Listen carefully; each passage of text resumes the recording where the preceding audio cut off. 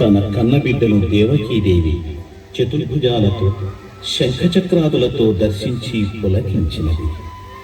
వసుదేవుడు అద్దమరి యమున దాటి ఆ లీలాబాలుని యశోదమ్మ పొత్తిళ్లలో చేర్చాడు. ఆ యశోదాకిశోరుడు నందనందనుడయ్యాడు. ఇది శ్రావణ బహుళాష్టమి కథ.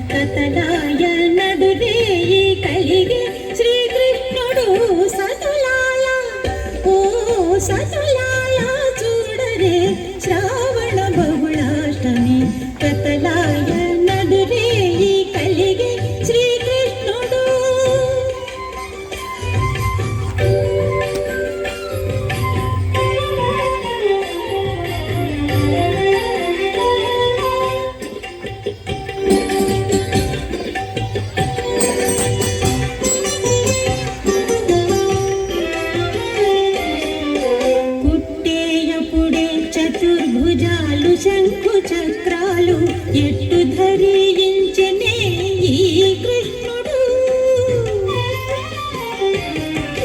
పుట్టేయపుడే చతుర్భుజాలు శంకు చక్రాలు ఎట్టు ధరి